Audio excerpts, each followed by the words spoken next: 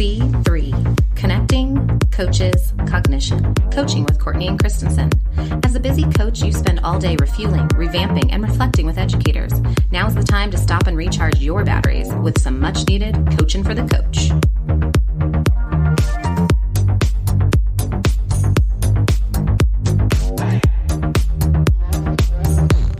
Welcome back to another episode of C3. I'm Courtney Groskin, and I'm here with Violet Christensen. Violet. What are your goals for 2024? I can't believe it's the new year. It is blowing my mind that we are already 2024. I feel like 2023 just like slid through my fingertips. People always tell you like the older you get, the faster time goes. And I think it's exponentially faster when you have with each child, like it just seems to go faster and faster. And so for me, I think it's probably echoing goals of the past, but trying to make sure that I'm present with my girls and that we're really intentional about setting time aside and working on the things that they're really delving into as far as interests. My kiddos are just really into making and building and engineering right now and some robotics. And so we try to set some time aside for building each week and also just meeting some of their goals, like learning, more swim lessons and being able to dive into more dance. And honestly, my husband and I have been just doing a little forward planning, and we have some big house projects we've been putting off that we're going to try to rock out in the springtime to get done. Nice. And yeah, right. Like finally check some of those things off the list. And we're also trying to find a time to do a little getaway and maybe explore a new place. And the girls are voting for the beach, which I'm always down for. Yeah, I always say that's the one thing Colorado is lacking is like the beach and the ocean kind of feel. I know lakes are great, but there's just different feel about the beach and the ocean. 100%. And it's just that therapeutic space. It really recharges my battery every time we go to the beach. And it's been a couple of years since we could do a super big trip. And so I think we are just really in that hyper speed of planning it and trying to figure out all the nuances and details and be able to surprise the girls with some adventures while we're there. So I mean, I know those are all personal goals, but just some of that finding balance. We always have tons of work goals and we can dive into those later, but just focusing on making sure that the personal space is also having some intentional goals too. Definitely. It's always important to grow yourself personally and not just professionally. Exactly. In all directions. So tell me, what are your goals then, Courtney? What are you looking forward to? I mean, with the winter really like settling in January here, I really want to pick up a new like indoor hobby. I do so much outdoor like gardening and home projects and things, but like I want to find something I can do on these like cold nights. So I'm kind of researching that. Like, do I want to get back into quilting? Do I want to go for painting? Like, I'm not sure, but so like at least exploring something in January here that I can tinker with at home without it being like this massive, like I'm going to redo a bedroom or peel the popcorn ceilings in my house, because been there, done that. Don't have that to do. So just finding those small ways to disconnect at night and just kind of unwind without it being just like the trashy TV kind of thing. Absolutely. A real decompression activity. We could send Stella over. She knows how to crochet. She's learned from my mom, who's the queen of the quilters. So, she could come over and hang with you. I have tried, and she may be the like thing I'm missing is having a small child teaching me, but my brain and my fingers just do not align. Like I really struggle. I've tried to knit. I've tried to crochet. The sewing machine's a whole nother level. I've got that down, but the fine work with a tool is kind of hard for me. That fine motor. I know. I almost wonder if we're better at those things when we are so young. I remember crocheting an entire Afghan when I was in 3rd grade, and now I watch my children go at it and I'm like, oh my gosh, like you're so much better at that than me. Your memory just holds it better, I think. I don't know. My aunt tried to teach me how to knit at like 8 years old. And my grandmother used to joke that I was making her funeral shroud because it was going to take me so long to finish. So and I never did finish it, but she didn't wait for that to happen. Well, that was not a positive presupposition. So it's kind of depressing.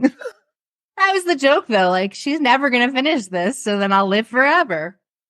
Well, maybe it's time to try something completely new and different then, I guess. That's what I'm thinking. So yeah, I want to find a new hobby, continue to take time for myself, and just really be able to disconnect at night. That's awesome. It sounds like we're both working towards some passion time and being able to work towards those passions. Definitely.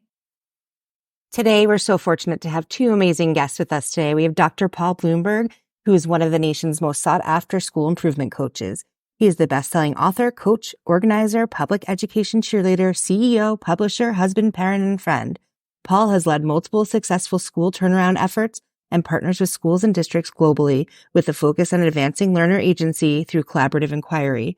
Paul is the co-author of the best-selling book, Leading Impact Teams. We also have Isaac Wells. Isaac is the director of teaching and learning with the Core Collaborative. Prior to his work at the Core Collaborative, he worked as a school improvement specialist and instructional coach for Henderson County Public Schools in North Carolina. Welcome, Paul and Isaac. Gentlemen, welcome to the podcast. We are so excited to have you here today and to be able to dive into your new book.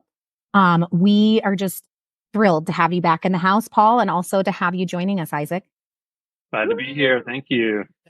Woohoo! Well, we'll dive right in. We want to hear all of your fantastic insights and be able to divulge some wonderful insights to our listeners. So can you start by just telling us what the inspiration was behind the new book of Leading Impact Teams, Building a Culture of Efficacy and Agency, the second edition? Yeah, I think number one, I want to give a shout out to my co-author, Barb, who is sick with a knee, not sick, but is recovering from knee surgery. So she couldn't be here, but I'm really excited that Isaac, Katie, and Michael were also co-authors on this new book. But I think the biggest inspiration is since 2016, we've learned a lot. And I think that we wanted to get that information out because we recognized that the first book didn't give as much explicit how as we wanted. And I think there were just some things that we learned through doing the work that I think were really important. And I think over the course of the pandemic and supporting schools after the pandemic and where we're at now, I think equity became, up front and center, really important. And it's not like it wasn't before, but I don't think we had the capacity to speak about it and the way that we did in this book. And so the whole book is really infused with culturally responsive, sustaining education practices that are asset-based, where we look at the formative assessment process, self-assessment, peer assessment, goal setting through the lens of culture. And I think that was really important, knowing that we all have different cultures and we're all coming together in a classroom, and we can honor the cultures of the different people that live in our learning spaces, or we can deny them and just assimilate and be one.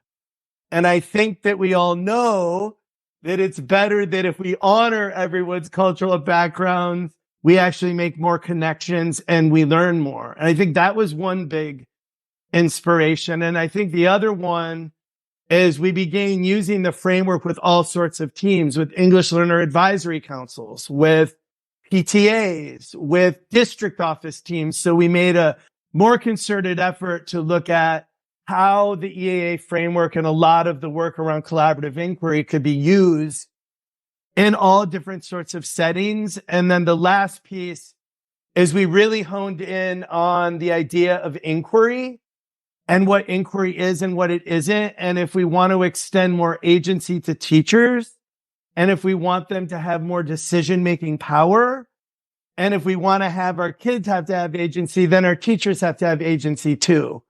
And so I think there is a more clear focus on how to advance teacher influence and how to give them more agency underneath the school goals, and while still meeting the school goals, but offering teachers a lot more flexibility. So I think those were the big reasons.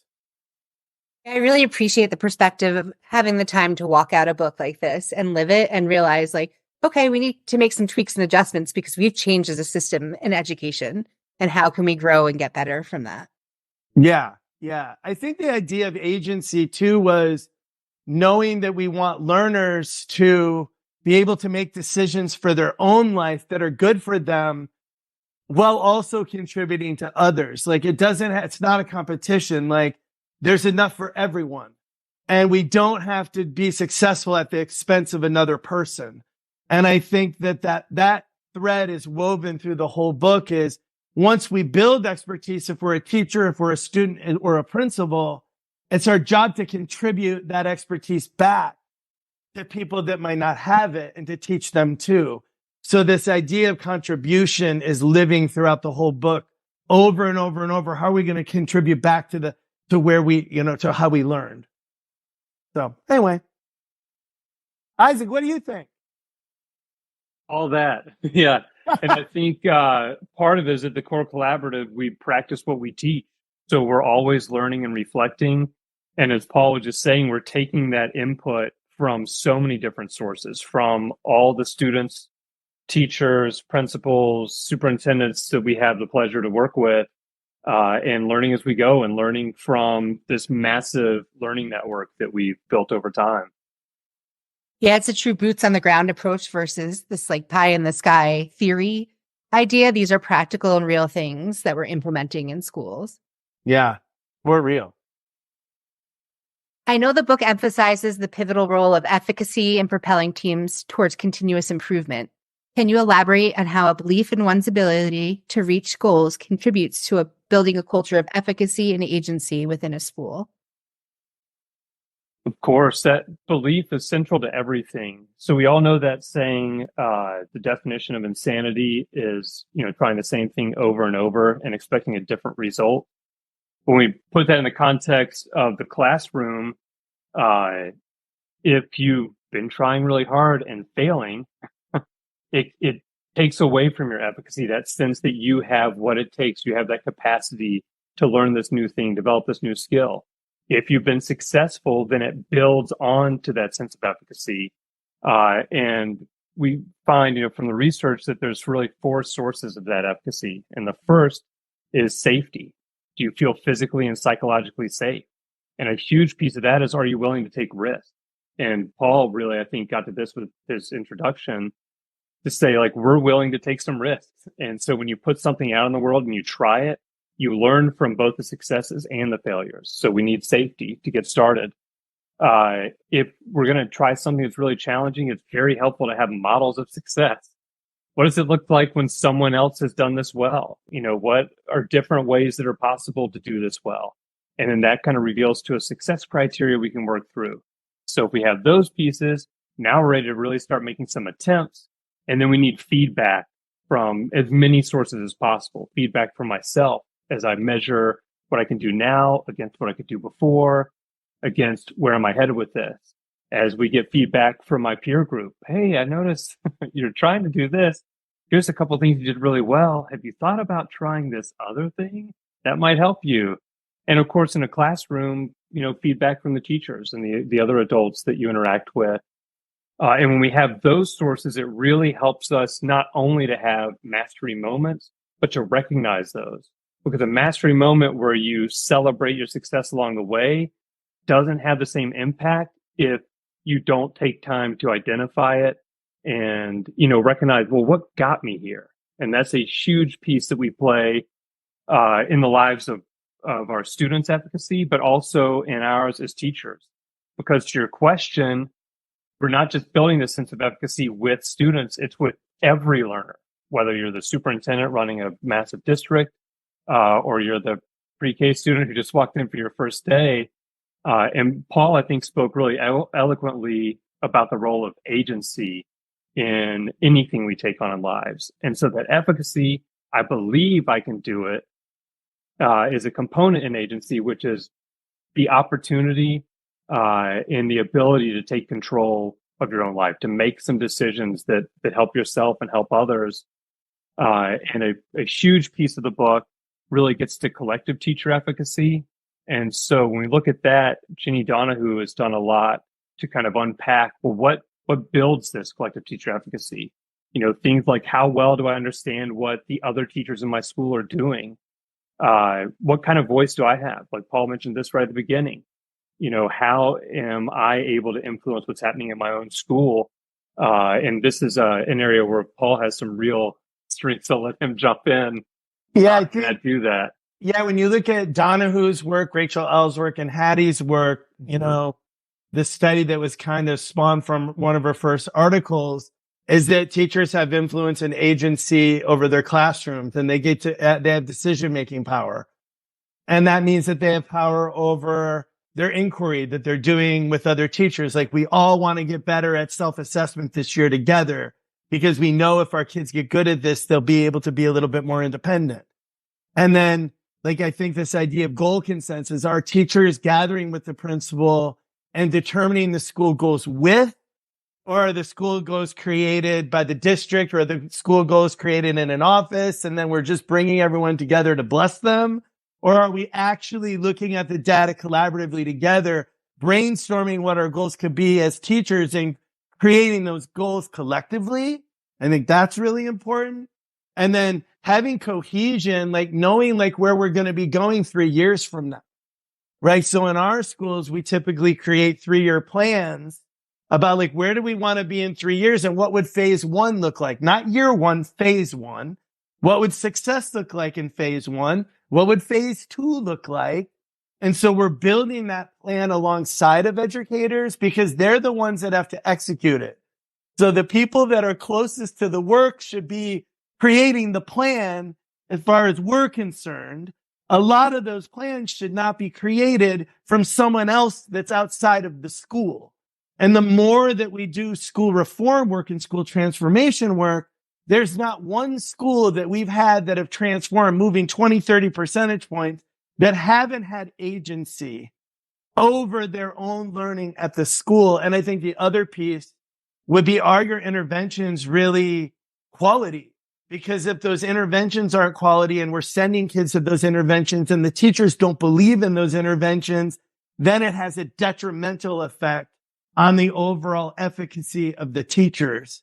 And then lastly, coming from Daly's work, Dr. Daly, he looks at the collective efficacy of schools that have been labeled program improvement. And it's really clear that when you get that label of needs and improvement, it automatically decreases the efficacy of every single human that started in the school, because now we're being labeled.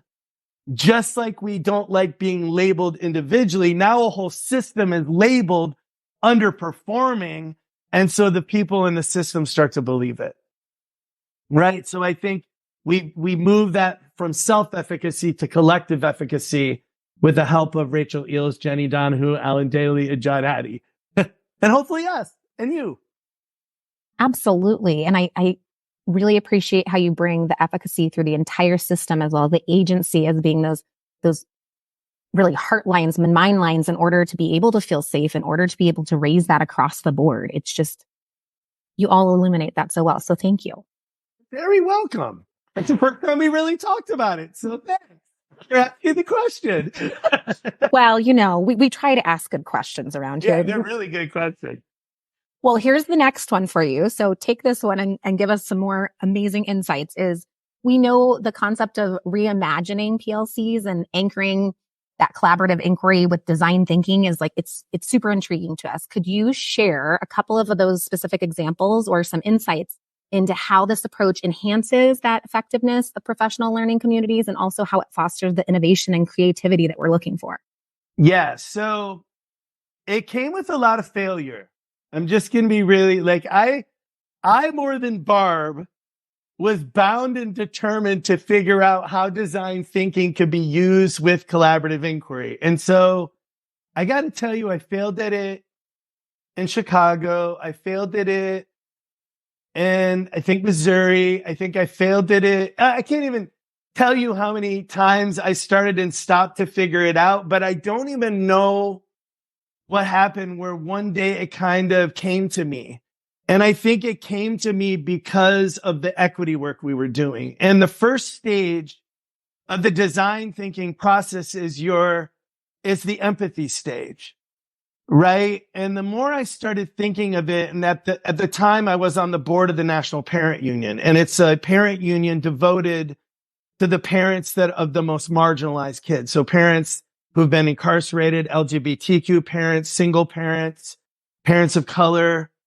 And I started to realize that as a system, we weren't really empathizing much with the families that many of the things that they were going through were completely out of the control of them because of the color of their skin, because of food insecurity, because of learning a second language, because of leaving a war-torn country and having to come here.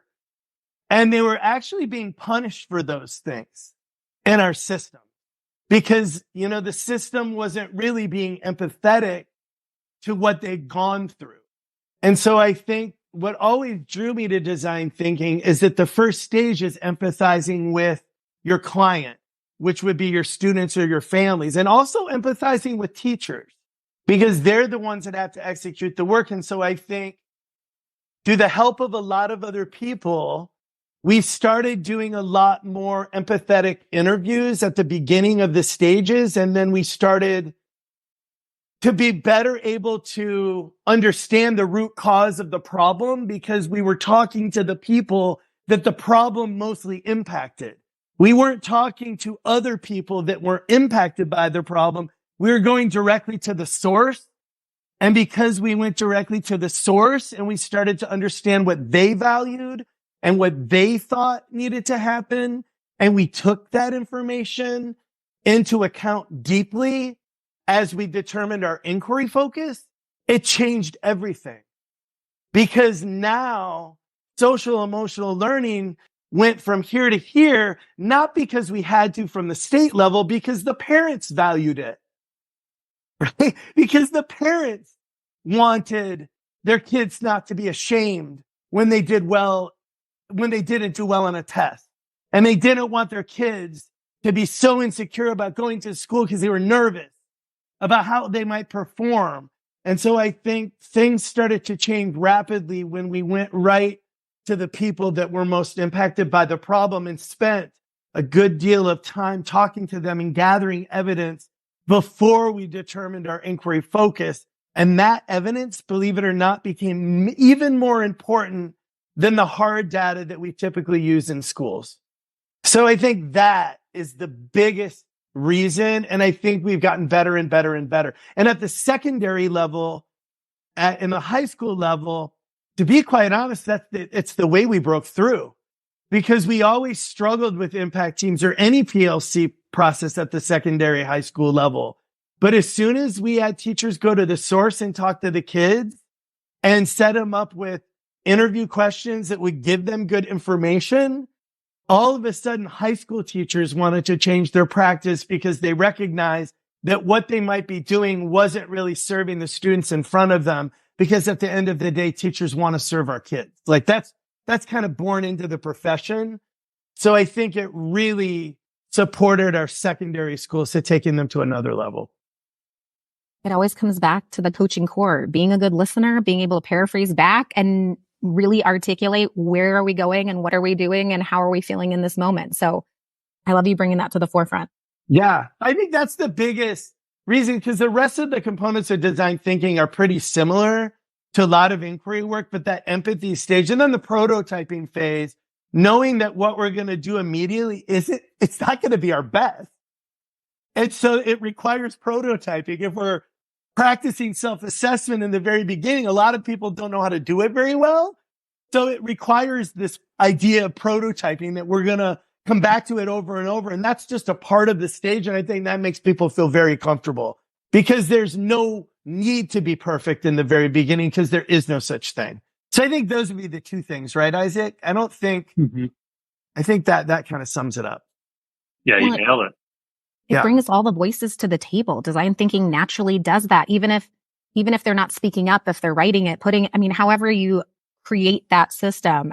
Everyone's voice is heard and it's going to bring the efficacy Isaac's talking about more up. So we're safer. We're all being able to collaborate together. Yeah. Anthony Ladico, he was the executive superintendent for the New York City Department of Ed. So 1.5 million students, and him and I got to be really good friends. And over the pandemic, they were doing surveys and 30% or 40% of the parents would answer the survey.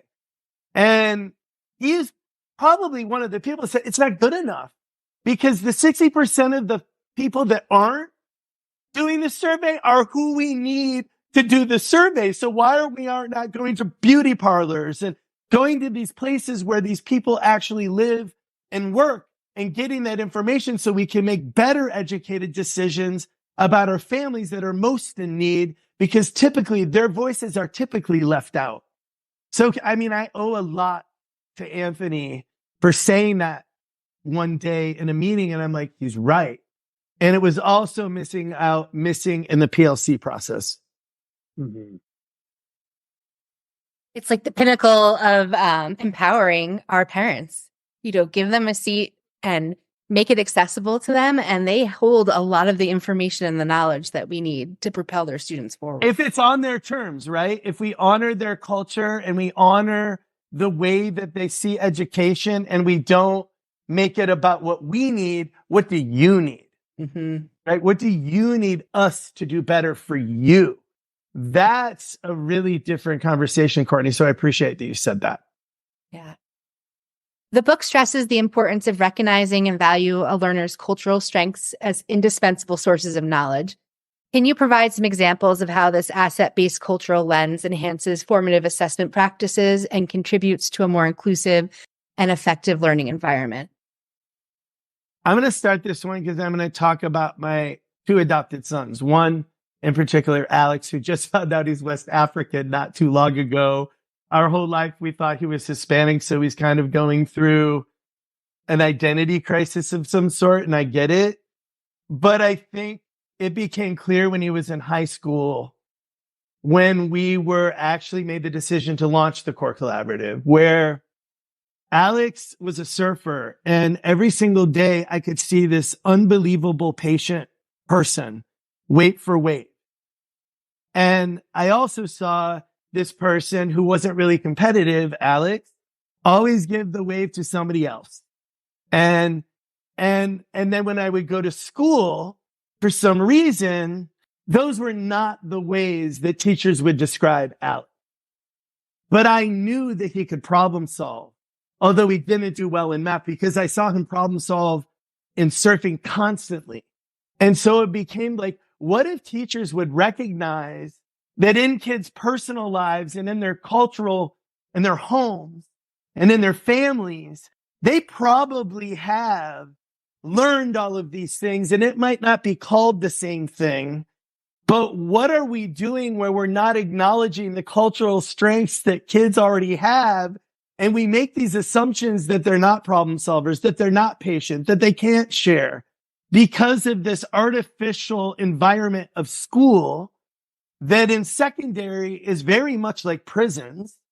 It's not really much like a learning environment because we all herd in, we all sit in rows and we listen to the teacher lecture for 30 to 45 minutes. And it's not really what I would call good learning. It's more like a factory.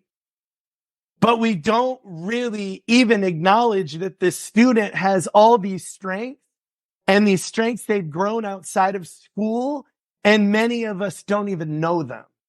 So I think from a practical example, like just seeing it happen with my own two sons almost every day, that there was a lack of understanding of the strengths of who we sent to school, and that those strengths could be used as a source of knowledge to build from, right? If they knew that he was patient, if they knew that he was a surfer, if they knew that he was a problem solver, they could help him make connections into math where you had to do that in math class.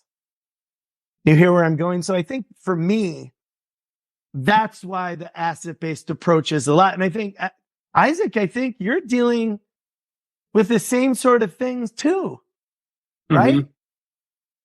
Yeah. And I mean, to some extent, we deal with these same things in any situation we put ourselves into. And so you have this cultural background, whether we acknowledge it or not.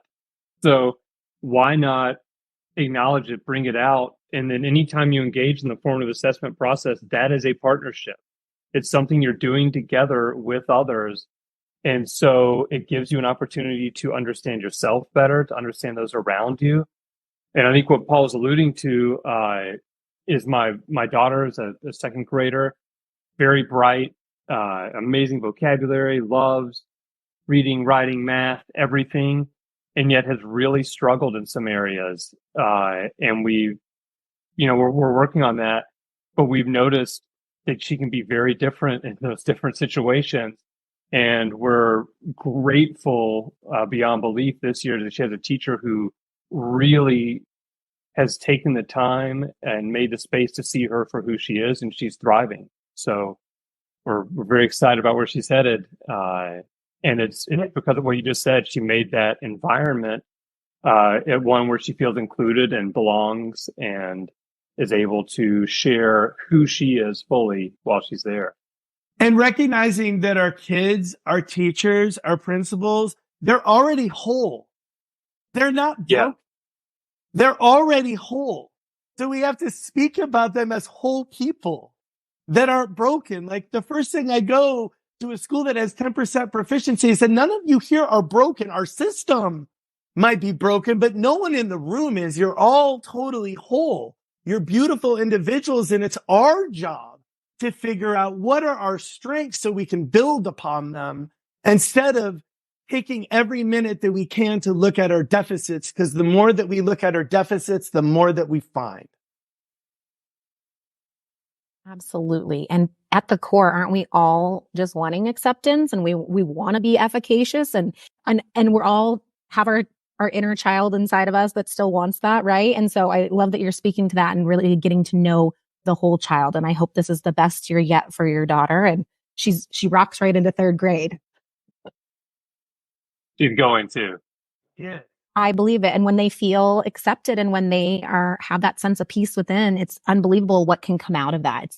I think we all had some of those teachers growing up that we connected with and we would do anything for, and we would pie in the sky as far as they would take us. And then we had other teachers that maybe we didn't vibe with as much or felt as accepted with, and therefore we recluse, right?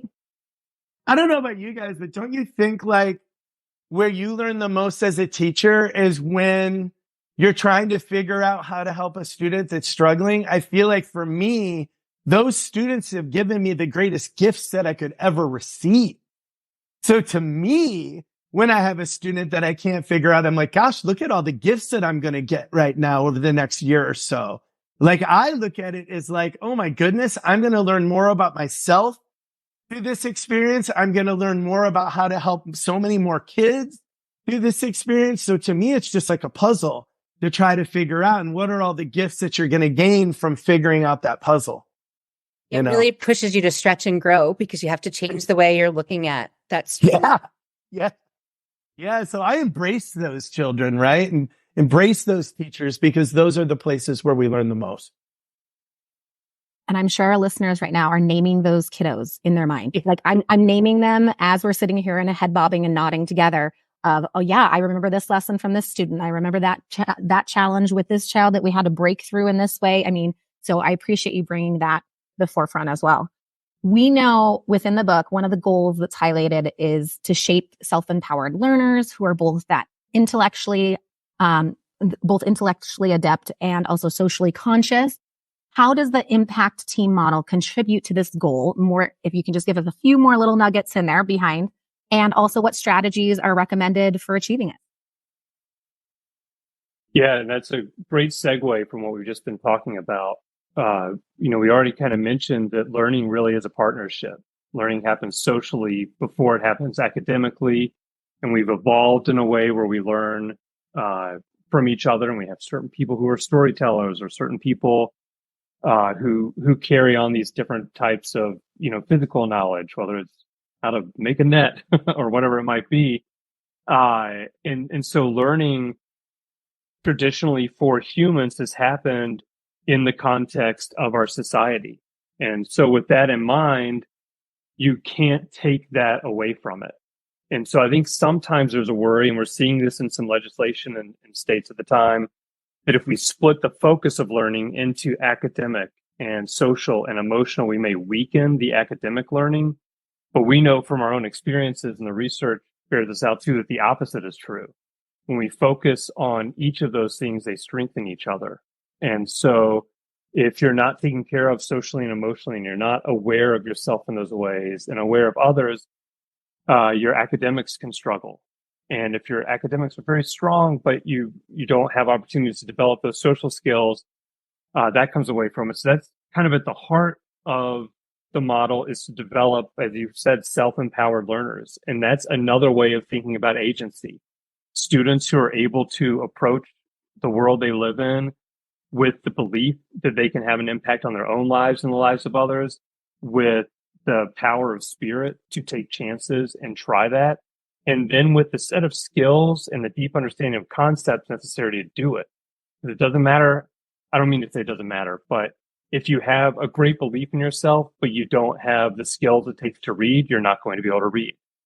Yeah. So we have to have kind of all those pieces. Yeah. Jump in, Paul. I also think like Zaretta Hammond, I think it was over the pandemic, she made a post on Facebook and she said, if we really are equity centered, we'll teach kids how to learn how to learn. And I was like, you're right. And so like, I think the impact team model from the very onset, you guys know, because I think we even did an interview way back in 2016 about it. It was always about teaching kids those learning to learn skills. But at that point, it wasn't really called that. But I think when you're teaching kids skills that they can use in their own life, like self-assessment, peer assessment, giving feedback to others, like using an exemplar by yourself, to figure out how to do things, by trying to find an example and figure it out by looking at the example, by learning how to summarize your learning how to outline, all those things that you can do to enhance your own learning. Impact Teams has always been about that. So it's about how do we teach these learning to learn skills so when kids leave the care of our school, they can use these skills in any facet of their life. And I think in the book, we also put a lot of emphasis on the transfer of learning and looking at the learning process through the lens of surface, deep, and transfer, because our good friend Michael McDowell, who also is in our network around PBL.